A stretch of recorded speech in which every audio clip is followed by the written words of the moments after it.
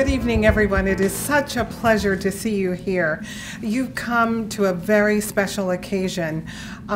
We had decided a couple of years ago that as an NGO that is accredited by the Economic and Social Council of the United Nations and the Department of Public Information, we were making a serious commitment to supporting the agenda of the United Nations. And a very important component of that agenda and the foundation of everything that the United Nations does is based on the creation of global peace. Because without peace in this world, nothing can truly be accomplished in the way that we humans would like for it to be. So Fairleigh Dickinson has taken this on as our challenge as an academic institution, and we have actually created an annual International Week of Peace. And it is celebrated, it is commemorated on all 4 of our campuses, both campuses in New Jersey, the campus in Roxton, and the campus in Vancouver. In a couple of weeks, you can go on our website and you will see what has been done by all of the campuses to support the peace agenda of the United Nations, and also to make it very clear that we firmly believe that it's not just the United Nations that has a responsibility for peace, but each and every one of us.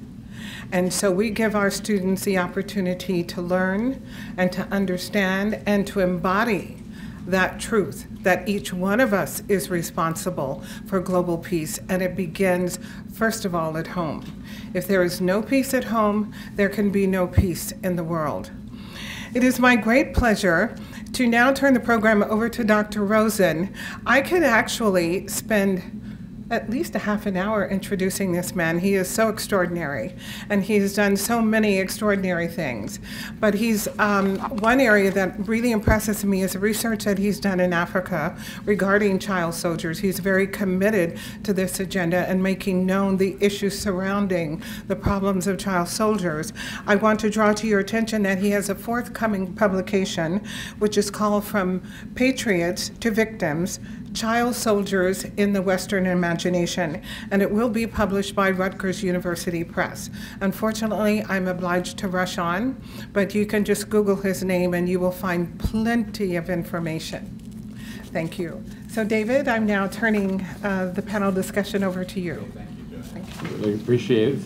Well, welcome everybody to this session, to this panel session and discussion on women and children victims of war or agents of peace. And we are really delighted to have with us 2 people who will really be the main focus of this panel.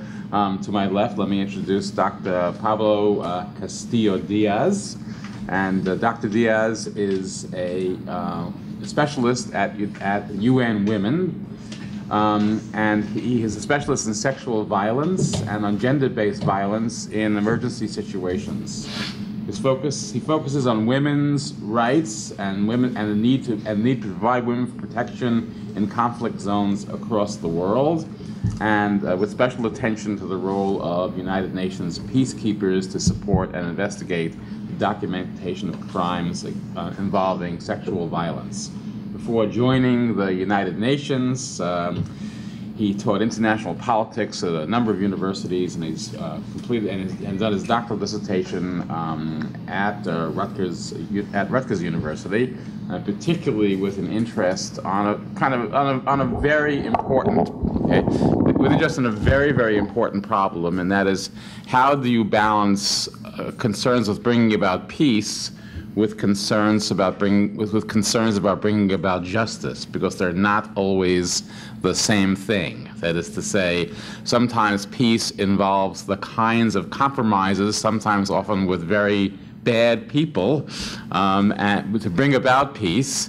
And sometimes that flies in the notion of what people might really see as an ideal form of justice in a particular situation. So that's a very profound and powerful issue in the issue of conflict resolution, not just in Africa, but everywhere in the world. And to my right, I'm delighted to introduce Grace Akalo, who is the founder and executive director of United Africans for Women and Children's Rights. And she is very concerned with the impact of conflict, the impact of violence, and how it disrupts the lives of women and children in Africa in particular, and also with the kinds of remedies that could be available to help address this issue. Remedies not only which are legal, but remedies involving social policy, remedies involving healing, remedies involving social justice. In what ways can these issues be really resolved? She herself has her own personal experience, not like me, an academic, but a personal experience as a child soldier in the Lord's Resistance Army between ages 14 and 15. And although she's not going to talk about that extensively tonight, she certainly brings her experience of the issue of conflict to the table here at Fairleigh Dickinson University. And she's also now finishing a master's degree in international development and social change at Clark University in Worcester. Okay. So both these issues, I think the issues of sexual violence, the issues of child soldiers, these are very, very powerful issues in modern day conflict.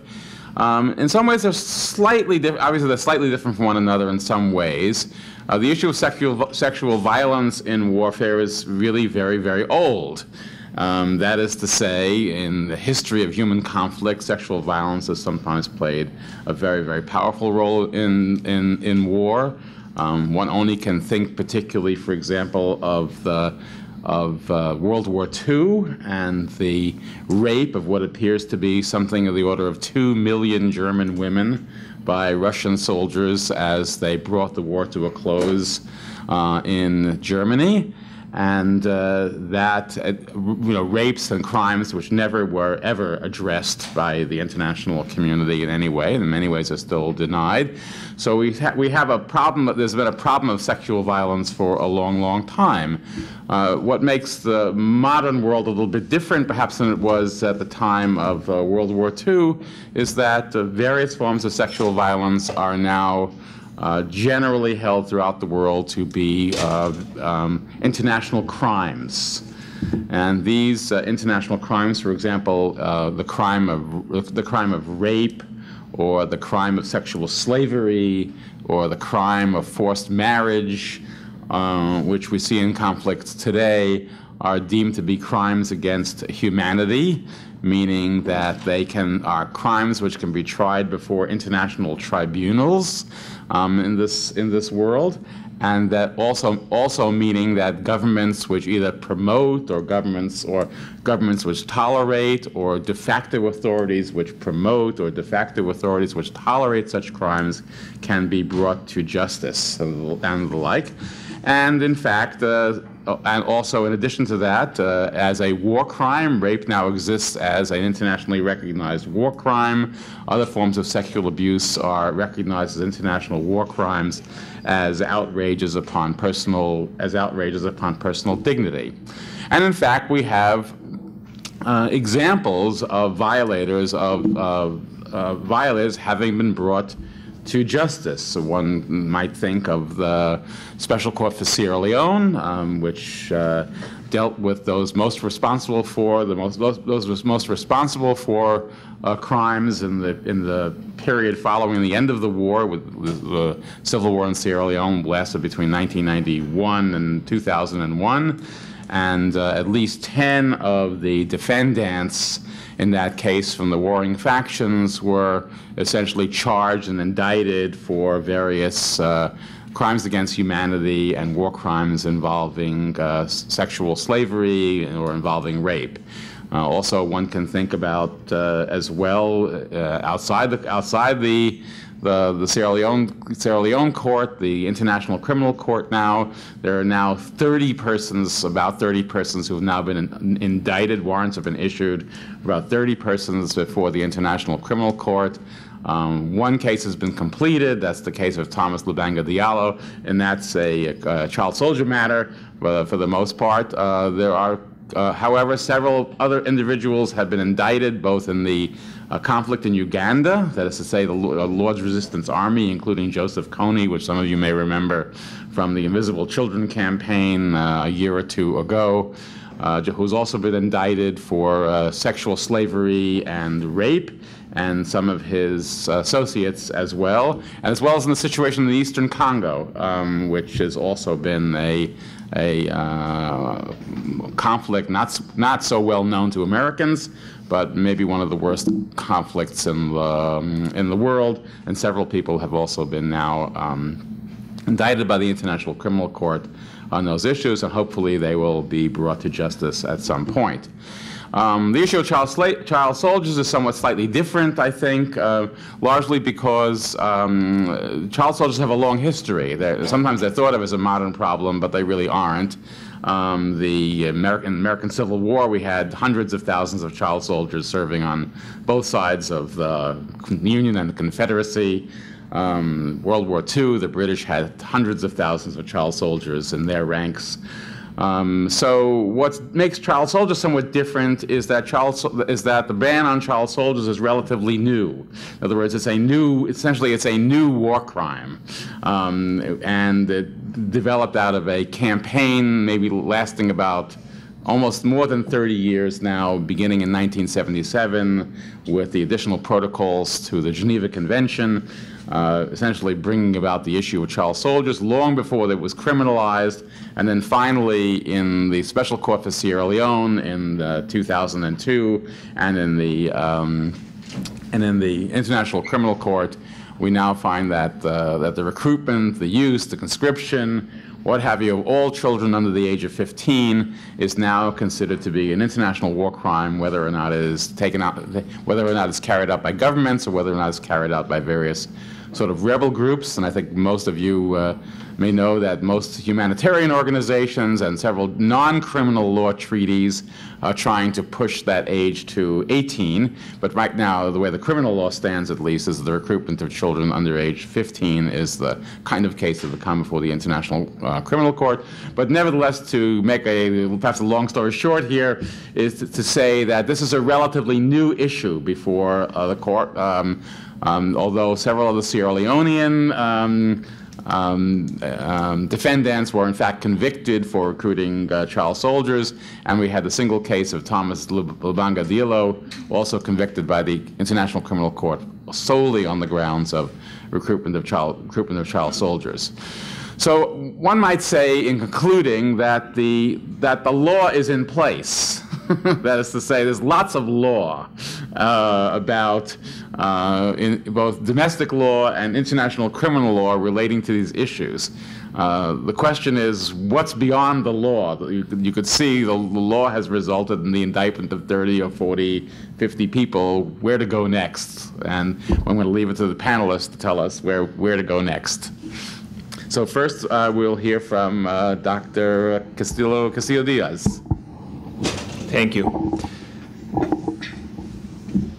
Thank you, and it's a real pleasure and a privilege for me to be here with you today and to learn about the UN Pathways program and this campus and International Week of Peace. And my thanks to UNA USA, as well as to Dr. Murphy and Dr. Rosen and all of you for attending. It's a particularly propitious day to speak about sexual and gender-based violence in armed conflict.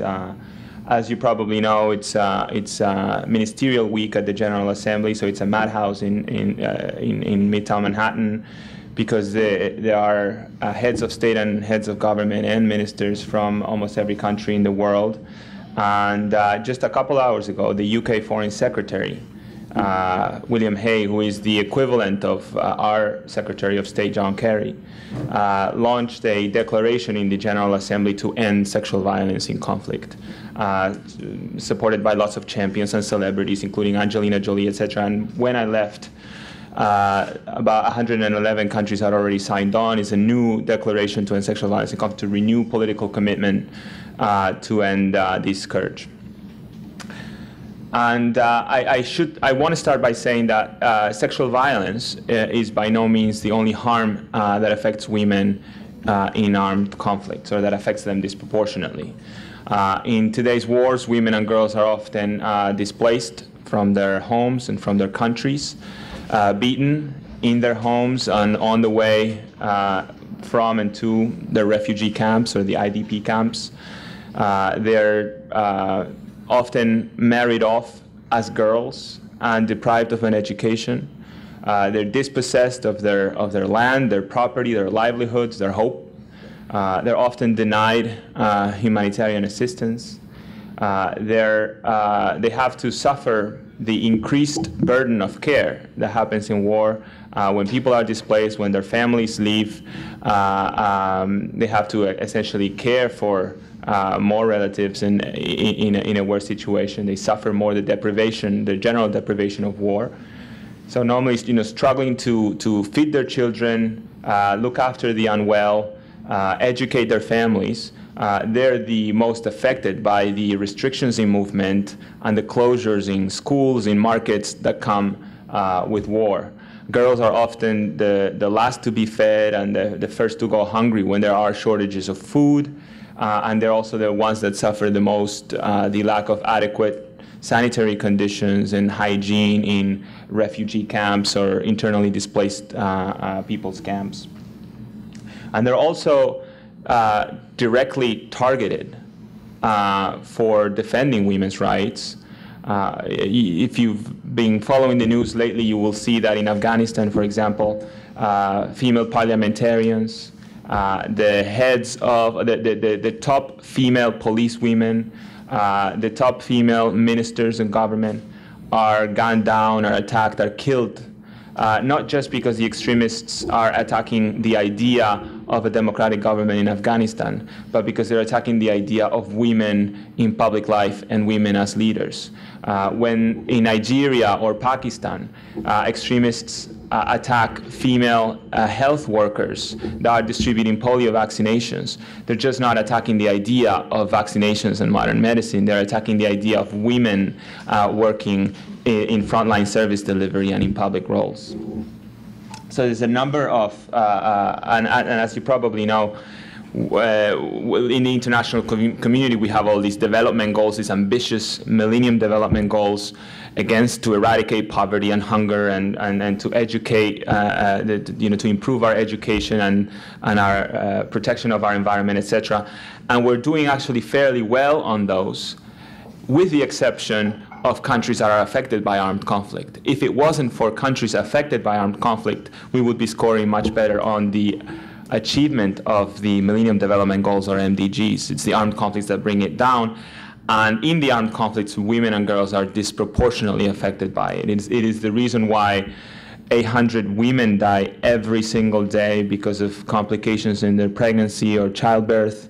It's the reason why the majority of the world's poor, the world's illiterate, the world's victims of HIV/AIDS, and the world's displaced are women. But the reason I'm focusing on sexual violence in particular is because this is a different crime. It's a different crime or different harm than many others, because unlike other crimes, the stigma and the shame is often attached to the one that suffers it, not to the perpetrator. And this sort of this is the most important factor about that you will ever know about sexual violence in today's society. It's also because I'm also speaking about this because it's been historically neglected and ignored, and because there's such taboo and silence about it. It's been called history's greatest silence and the world's least condemned war crime, and it's normally ignored in peace talks and recovery programs and reparations programs, etc. It's also become an increasingly effective tactic of war or weapon of war. Commanders have realized that sometimes it may be cheaper than bullets and bombs and blades, and however be more effective. Because the consequences of sexual violence are not only on the individual that suffers them, although these are great. Women that have suffered sexual violence often carry not just physical and psychological wounds, but also unwanted pregnancies, disease, and may be condemned to a life of indigence and ostracism because their community rejects them, because their families reject them. They're unable to marry again, or to access land, or to access property, to regain a normal life. Many of them do. Many of them are incredibly resilient. They're survivors and they're champions, but it's extremely hard for them to do. But on society in general, because sexual violence is used precisely because it affects the entire community and the entire, especially in war, is a different crime than obviously the problems that we have in every country, rich or poor, with rape and with violence against women. It's different when a lot of the rape, when a woman is raped by many soldiers at the same time, or when it's done with the explicit purpose of humiliating and demoralizing, and it's done in public and in front of your family and in front of your relatives and in front of your community. And these commanders have felt that it's extremely effective for them to displace an entire population, to uproot a community, to destroy community bonds. And so the costs that society bears for them are largely unquantified, and they're enormous. And they also make it harder for societies to recover from conflict, because women that have been affected by sexual violence have not been able to recover because they haven't been supported, they haven't been treated, they haven't been counseled, are not going to go back. Women are the primary, in many of these countries, women are the primary food producers.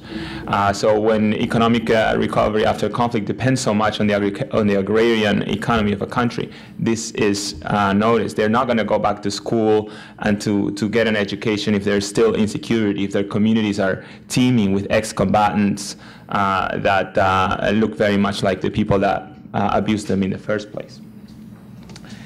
And it's also hard for society, after war, it's hard for society to reassert the rule of law, to establish a sense of normalcy, if you cannot believe in the new authority and the new police and the new military and the new government, because there's a sense of impunity and all the abusers and the perpetrators are going around your communities and nothing has happened to them.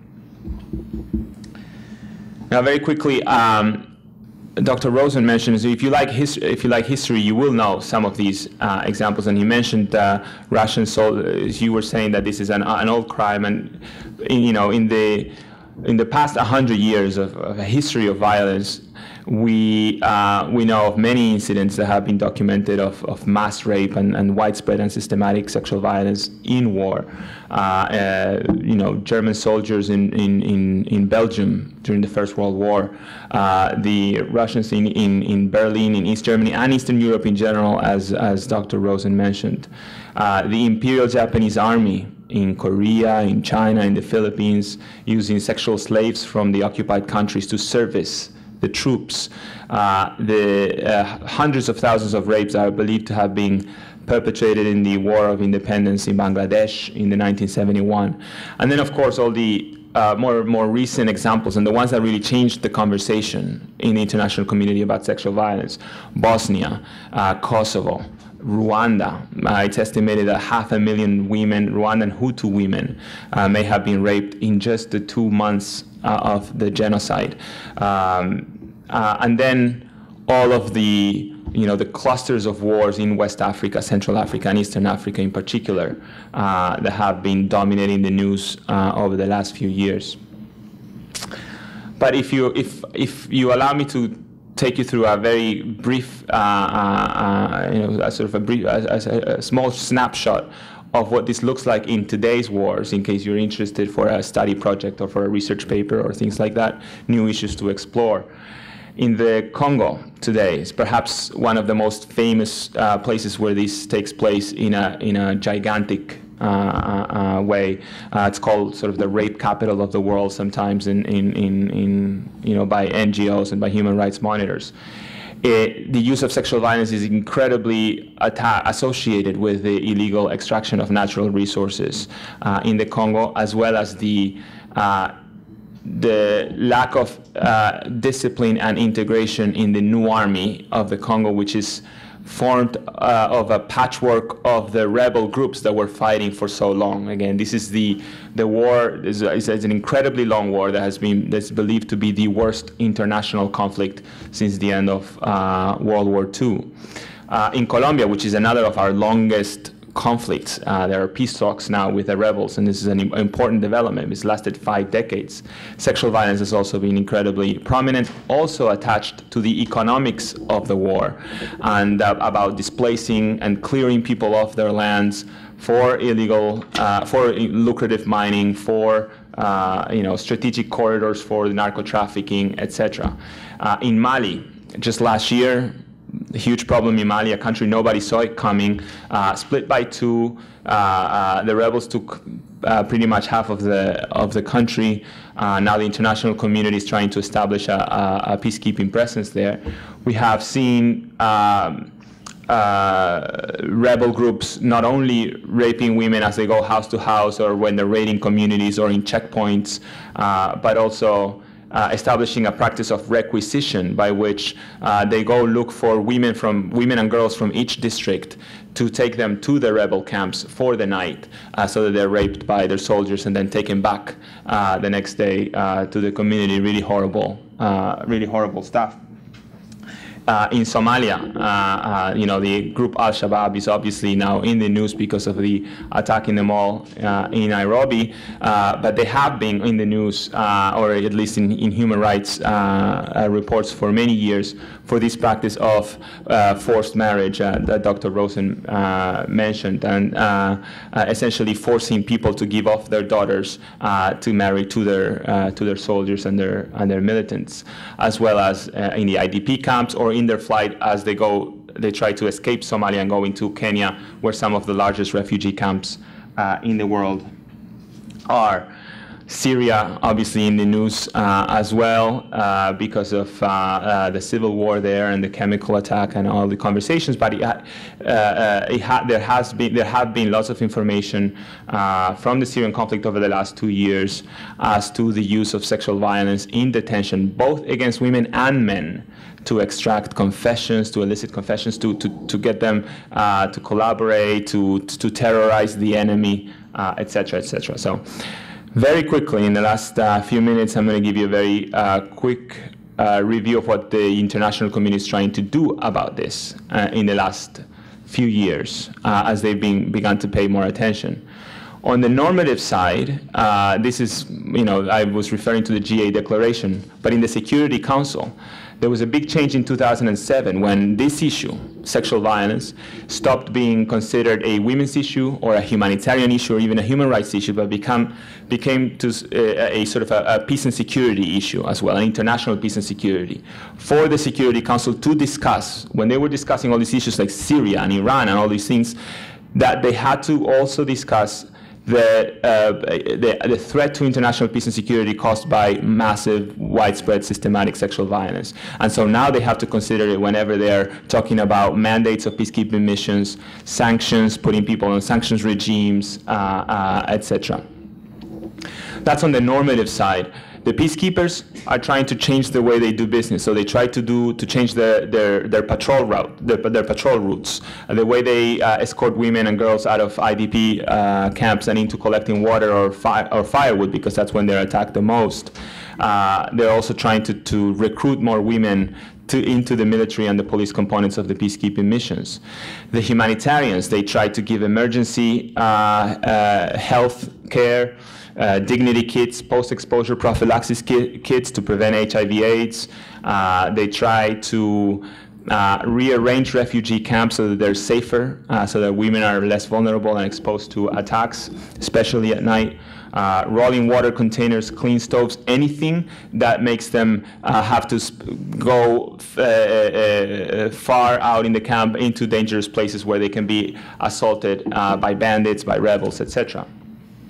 The justice actors, this is, if you think of the UN, you know that we do peacekeeping, human rights, development, humanitarian aid. So the humanitarians do that, the peacekeepers, the human rights people and the justice people have tried to do what Dr. Rosen was mentioned with international courts, trying to bring reparations for sexual violence survivors. That's probably been the area in where we have seen the most progress, actually.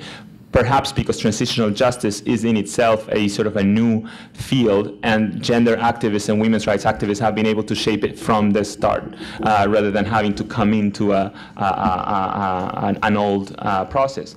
And finally, the development actors, they try to work with the national authorities, the national institutions in the countries where this happens, to build their capacity to respond to this, to build the capacity of their police, of their judges, their magistrates, their forensic doctors. If the country is devastated, doesn't have courts, doesn't have schools, they try to create mobile health clinics, mobile courts, paralegals, whatever it may be, so that the country, the national government itself and the civil service can address this issue internally. And finally, and I'll end with this, part of the development answer, at least for UN Women, the biggest answer is women's empowerment as a solution to sexual violence in conflict. And this goes to the idea of women as agents of peace, women as survivors, and the greatest potential to address this, because it's not enough, obviously peacekeepers cannot be everywhere, and the international courts won't indict more than a handful of people. It's about empowering women politically, socially, and economically, so that each of them can stand on their own and be able to not just protect themselves, but also demand protection for themselves and their communities. I will end then by saying that obviously there are many. This is a new area for the UN in the last 5-6 years where we have paid a lot more attention.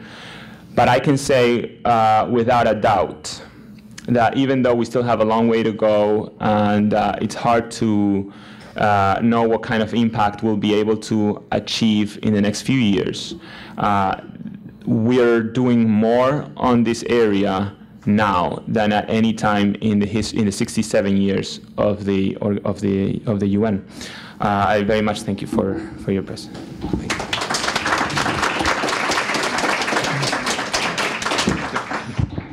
Thank you very much. We're going to hold off questions till the end. So, let me move to our next panelist, Grace Acallo.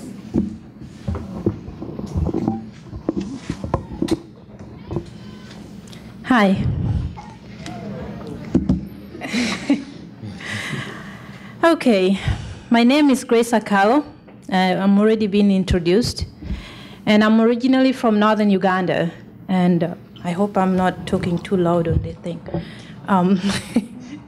I'm originally from northern Uganda, and when I was growing up in Uganda, it was really a nice place to be, even if it was not the same as here, at different places with different problems. But it was a peaceful place to be. It was a place that I could walk in different places. And it changed at some point. It changed dramatically. And I'm so glad that today you brought us Dr. Murphy and Dr. David, and all the organizers of this program, the UN USA. Thank you for bringing me here, and thank you for putting attention to this, the topic of sexual violence and child soldiers. Because it's not just a personal matter. This is a global matter. This is a matter that is affecting not only one person or two people, but affecting us globally. But it's a matter that is, the eyes has been turned away from it. And if you look at Dr. Pablo, sorry, but if you look at the global agendas that are put in place, the leadership that we have today, women's issues are not on the top of agenda. Children's issues, the use of children in armed conflict, the use of girls in armed conflict are not on the top of agenda. When I came to this country, I had seen enough of my own. I was abducted when I was 14 and I turned 15 and I was in captivity. But believe me, what I saw, none of us or none of human beings should never ever see it. The suffering that children are subjected to. And when we talk about child soldiers, normally we think about boys with AK-47 lifted high with red eyes. But child soldiers include girls. In Uganda, it's estimated that 66,000 children were abducted, but 50% of those children are girls. And the girls not only go through being a child soldier, or there's a misconception they're used as sex slaves, yes, but they're also trained as child soldiers. I was given AK-47. I was sent to fight. I was in a forefront fighting with the SPLA, that's the Sudan People's Liberation Army. And girls are forced to become child wives to the commanders. And after that, they become child mothers. And when these girls come back home, they're rejected by the community because it's more than just stigma. Stigma is just talk about it. But this one, a rejection because they have children. And these children are also called rebels. They have rebel blood. So the girls have nowhere to go. And in Uganda, in most cases, women access resources through men. And because of these girls have been abducted, they've been sexually abused, these girls have become mothers. These girls have no way to access resources because they can no longer get married. And yet they have to take care of the children they were forced to have. Some of them have more than 3 to 4 children that they came back with. Some of them lost them there. In 1996, when I was abducted with 139 girls. But it's 109 were returned to a nun who followed us. But the 30 of us were taken. And among the 30, some of them were killed because they tried to escape, just like they were escaped. But some of them came back with children. Some of them are HIV positive and other vulnerable diseases. And you can imagine how these women or these girls, now they are women because they were taken, some of them spent more than 10 years in captivity. They're now women with no skills, no education, and rejection in the community. And these women have to be able to support their own children. It is very difficult. But as I said before, this is not a Ugandan issue. This is not just a one country or individual issue. The issue of child soldiers or girl child soldiers is worldwide. It's not just Congo, which is the worst, but also we can hear the Middle East. We can hear the Latin America. We can hear the Sri Lanka was the greatest part of it. And Sierra Leone that Dr. David talked about, the greatest part of it. And imagine 300,000 to 500,000 children being abducted, and 50% of them are women. And women, to me, I believe, are the maintain, how should I put it? They maintain life. They keep life going.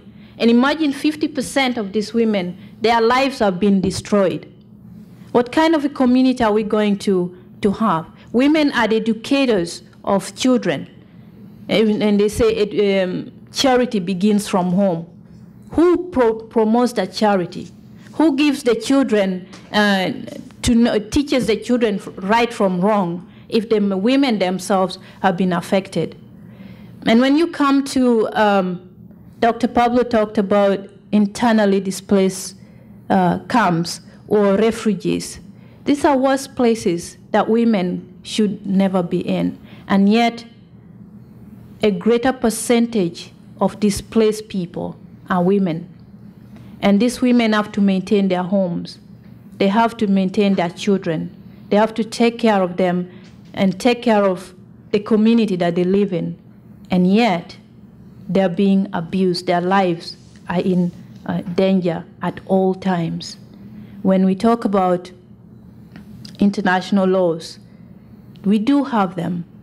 And it's not a new issue that women are being sexually abused, or children are used in armed conflict, or children are used in armies. It's not just the non-governmental armed groups, But governments also use children in armed conflict. Government soldiers also abuse women, sexually abuse women. And when we talk about laws, those laws do not cover governments. Sometimes they get away. The impunity that we have is too much. People get away with the horrible crimes against children and women. And so when I came to this country, I was desperate to tell people whoever can hear, whoever can listen to what is happening to my country. But I discovered it wasn't only my country. I wanted to let people know what the government of Uganda and the LRA, the Lord's Resistance Army, were doing in my country.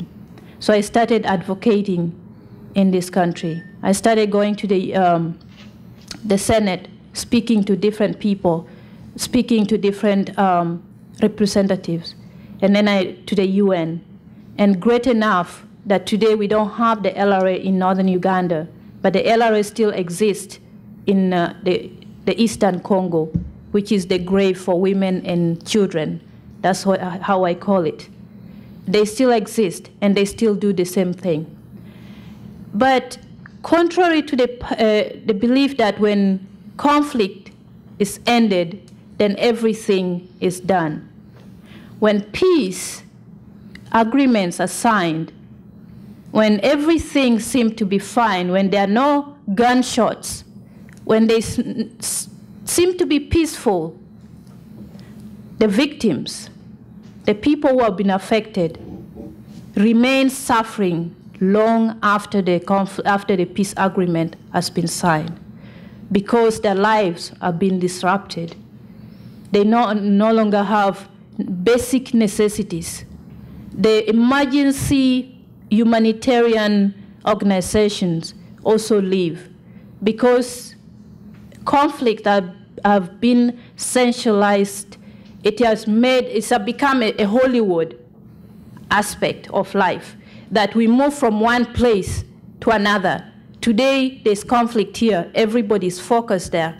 And the peace agreement is signed, or it's still there. The conflict is still there. We move to another one. There's another conflict going on. This one has been left quietly, and yet still going on. So by the time we finish with the last conflict, another one has started, because we have not solved the root cause of the conflict. And that is what is happening in northern Uganda. Because there's no more guns, there's no more Joseph Kony in northern Uganda, there's not much activity going in northern Uganda. And yet 66,000 of these children, plus the 90% of the people who are displaced, are still suffering. And because of the 66,000 of these children whose lives were destroyed, they can decide to go back, or they can decide to form another army, because they lose nothing. And if they decide to form another army, it becomes a continuation. It doesn't stop. It just continues to move. We move from one conflict to another.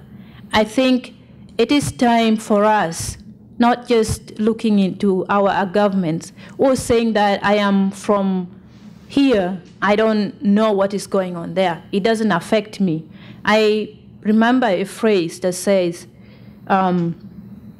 it's not me. When you're in your house, you say, it's not me today. And then the next time it comes to your neighbor, oh, it's not in my house. And then by the time it comes to your house, it's too late, because the people who should be speaking for you are already gone, because you never spoke before when they were affected. You never spoke when your neighbor was affected. You never spoke. And then when it came to you, it was too late. So I think because we are in an education institution, education to me is very important. Providing the formerly abducted children, or the kids who have been affected by conflict, providing them with education is very important. Providing them with training skills is very important. I think it's the most empowering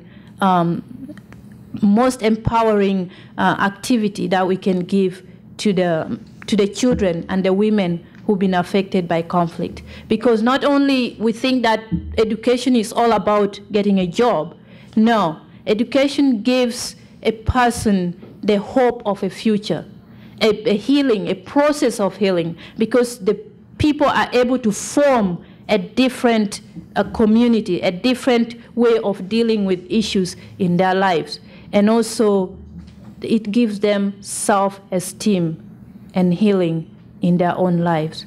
I think, to me, education is most important in every other aspect of life, that women should be given a chance. Women in armed conflict, women in conflict regions should be given. Thank you.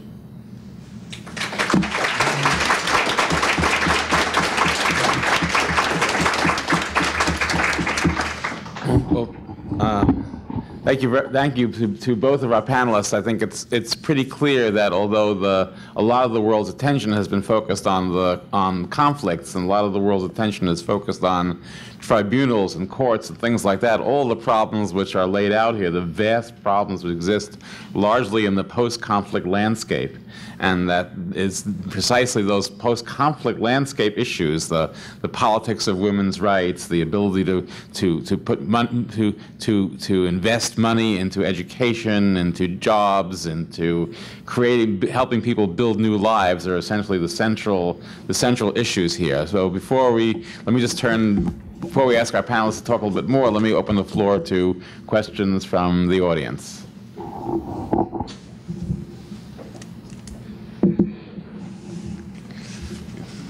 My question is for Dr. Castillo-Diaz. Is there anything being implemented right now for women and children that you bring up, Ms. Carlos? Questions about education for women and children, because that is a huge issue amongst them right now. So are we implementing any major things to give them that sort of resource? Yeah. Do you want to answer questions individually, or do you want to take a few? Yeah, individually, I think. Yeah. Yes, sorry. I don't work on education, and UN Women doesn't really work on education, but the UN invests enormously on education.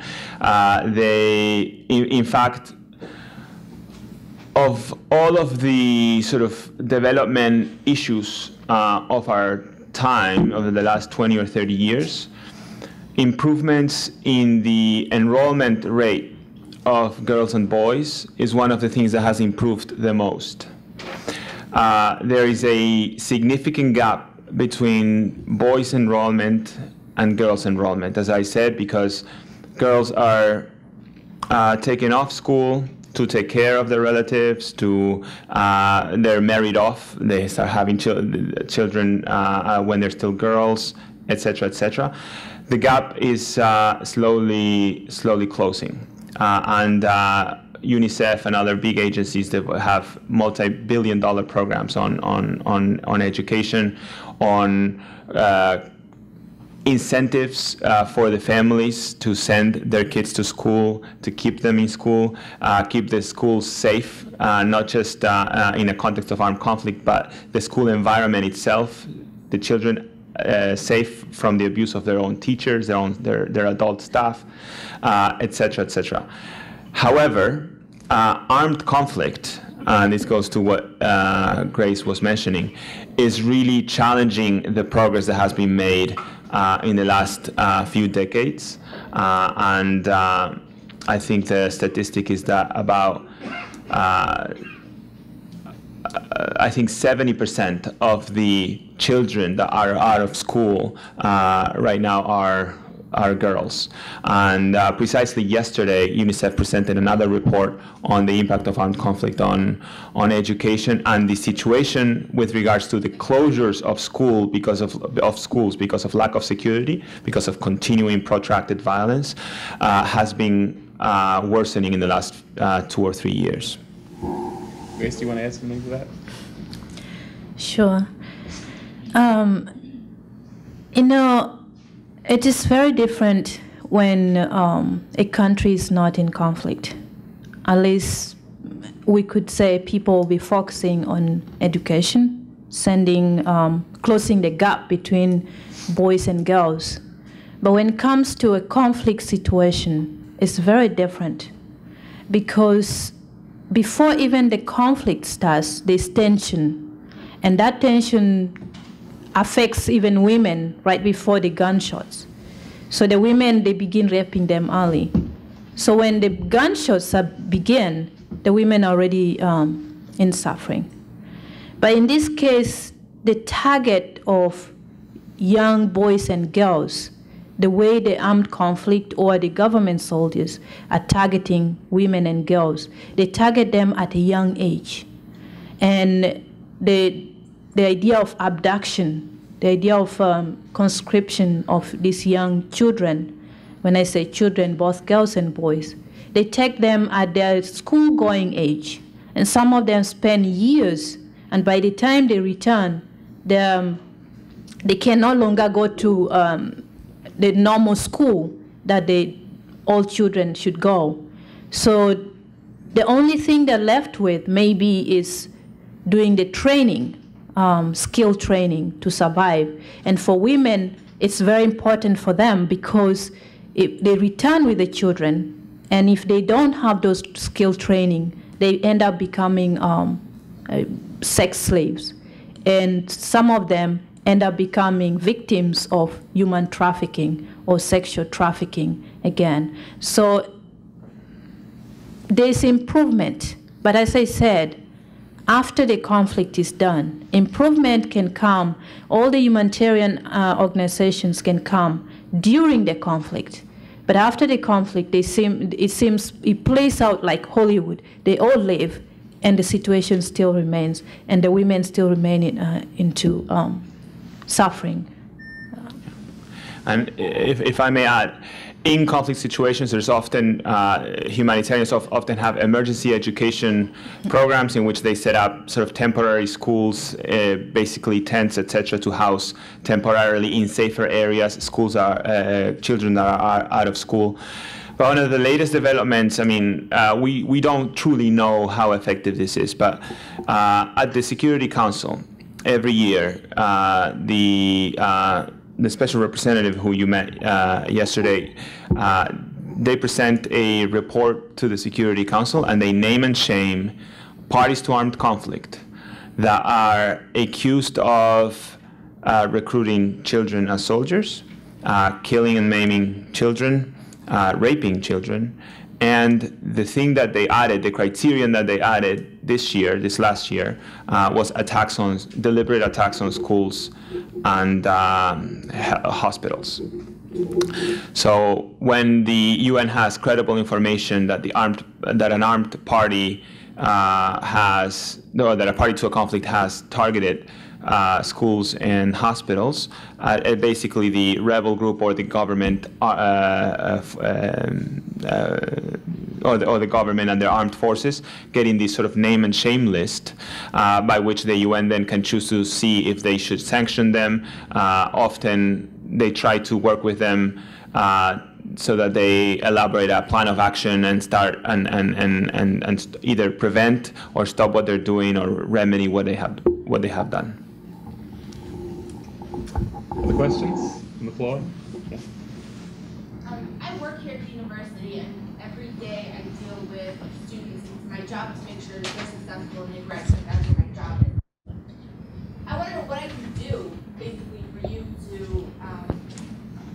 promote awareness or to help the cause. I mean, I'm in an office for that, but I feel like a lot of the time all we do is talk. And I'd like to know, in your opinion, what are some other things you can do here on campus? Go ahead.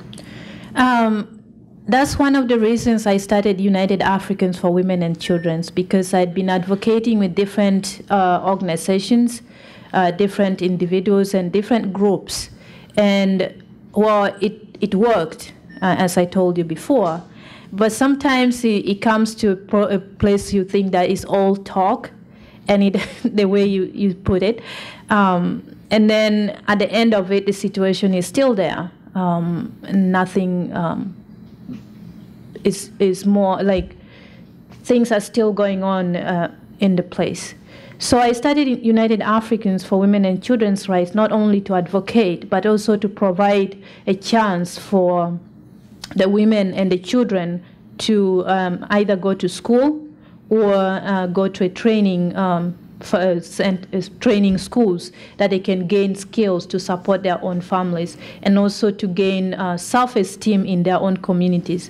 Because when a woman or when a girl is able to provide for herself and provide for her family, and then the community begins to accept them as a contributing member of the society, and they become part of the community. But if not, they still continue being outcast. So the organization provides education scholarships for the girls to go back to schools. The girls and their children who've been affected by conflict, and some of the boys to go back to school. And the other goal is to build a health center. As we talked about the rape that goes around that these women have suffered. And most in times, if women are raped even by the soldiers, they suffer silently. And if they go to, I remember my friends, when they came back from captivity, they went to a school, and they were able to go to school because we were fortunate enough that we had a nun, Sister Rakele, who actually advocated for us all over the place. And she was the first woman, talk of a woman, first woman to start advocating about the children in armed conflict. She even went to the UN. She met Kofi Annan. She met Nelson Mandela. And every time she met these people, she was crying and she was on her knees that they should rescue her children who have been abducted. She was in my president's office 24/7 crying. Even when the security was trying to push her away, she would push herself in and start shouting and saying, I want my children to come back. I want the children, the war, the conflict to stop. So we were fortunate enough that we had Sister Rakele, that even when we came back, she was able to put us back to school.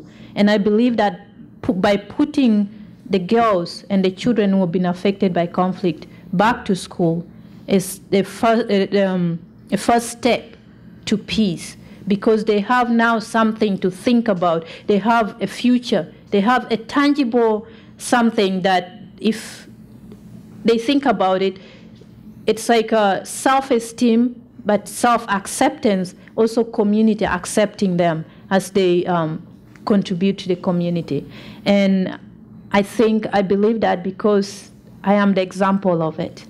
If Sister Rakele had not taken me to school, I wouldn't be sitting with you here. Maybe I would be doing something different, maybe horrible, because I wasn't accepted in my own community. I was being pulled from like public transportation. If somebody recognizes me, they pull me out and say, this is Konyi's wife, what are you doing here? So these women really need education and training skills to survive. You want to answer?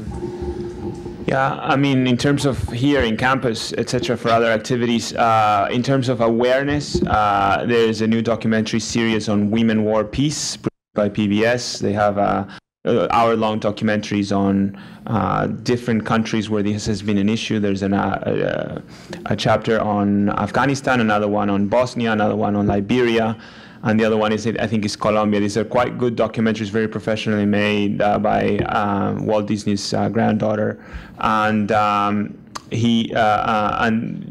tend to be a good vehicle for people to get an introduction into the topic. Obviously, knowledge, it goes a long way, and you can use that knowledge to advocate for an issue of your concern and write to your representative, or try to connect to the members of the House of Representatives or the Senate that are concerned with issues like child soldiers or sexual violence in war, which there are a few now in the United States government. President Obama signed a National Action Plan on Women, Peace, and Security, has made this one of the, and Secretary Clinton before Kerry made this an important issue of U.S. policy. And then in general, I would, with your students, you say you work with students, I would definitely always try to encourage all the women and girls that you meet to assume leadership roles and decision-making roles in whichever path they choose. It is not a coincidence that some of this beautiful jurisprudence for international courts that you laid out came from international judges that were women, prosecutors that were women, women activists that testified before the courts. It is not a coincidence that when in Liberia the Indians sent an all-female foreign police unit, the situation with SGBV in some of the communities that they were improved. So I think that that's an important point. Obviously, here domestically there are lots of issues with regards to gender equality, violence against women, but also to students of yours that are interested in international affairs. That's always very relevant. Thank you. More questions on the floor? Hi, my name is Santiago, and this is a question for Dr. Castillo. At what point during a developing conflict does UN Women actually get involved to ensure the safety of women and children?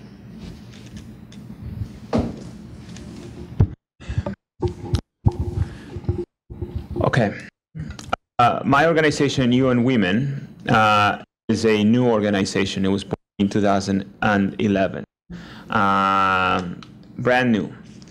It's the result of a long campaign by NGOs from all over the world for the UN to have an agency for women. Until then, the UN had separate offices and funds and smaller agencies fragmented throughout the huge UN system. And they were quite small, didn't have the level of representation to sit at the big table. They didn't have much money. We still don't have much money, but we are the product of a merger of all of these offices.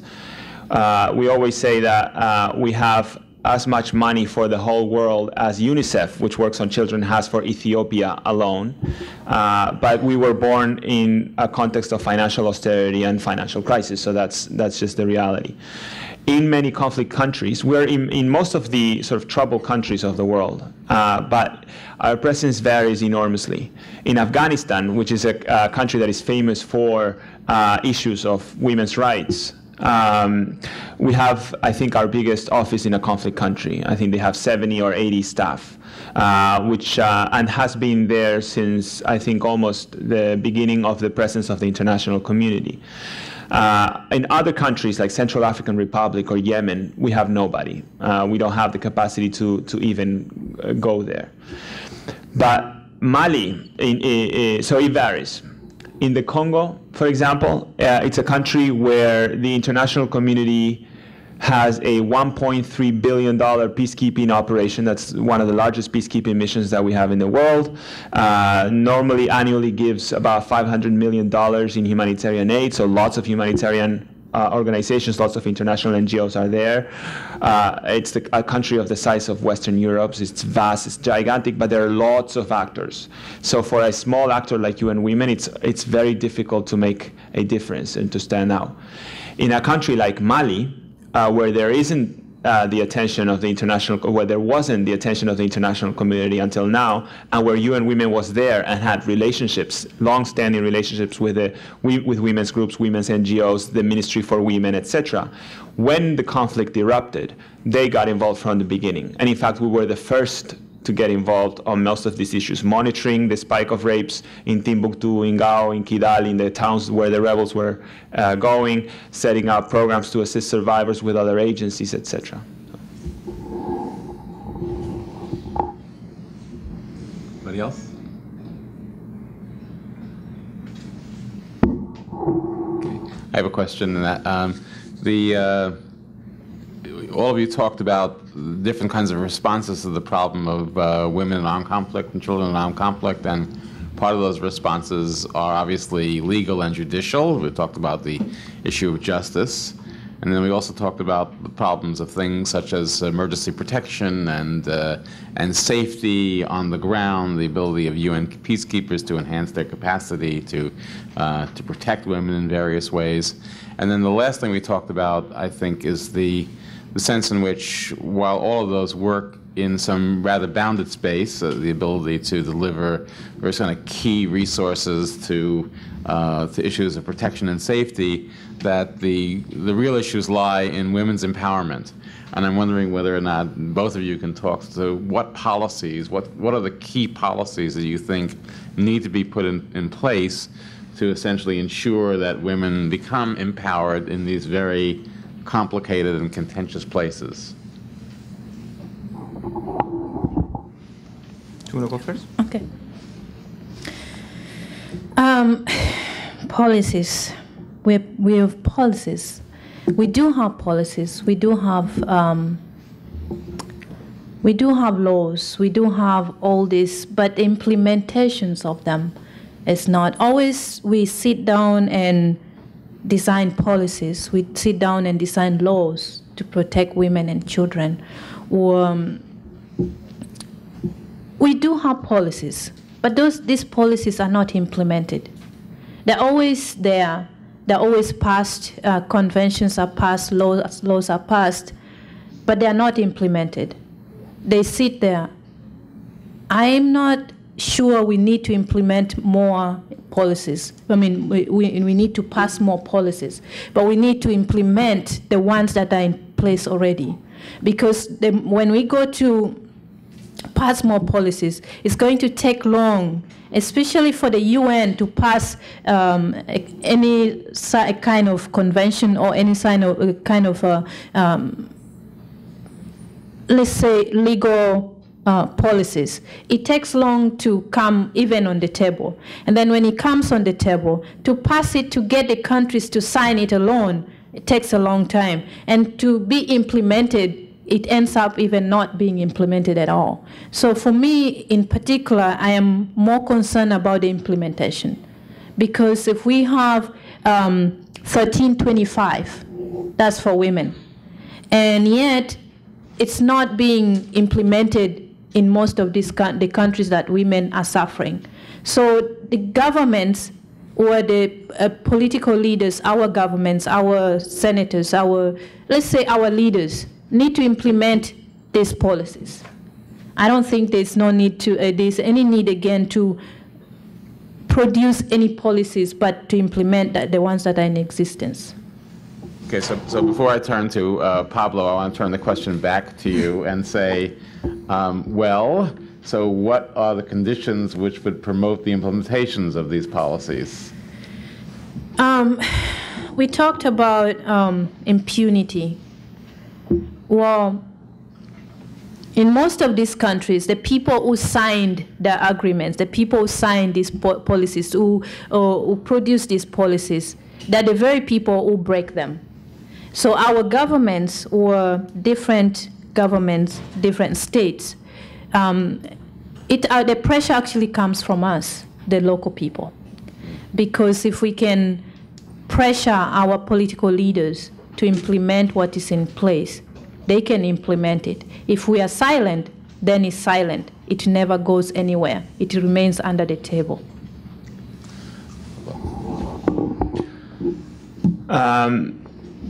I couldn't agree more in terms of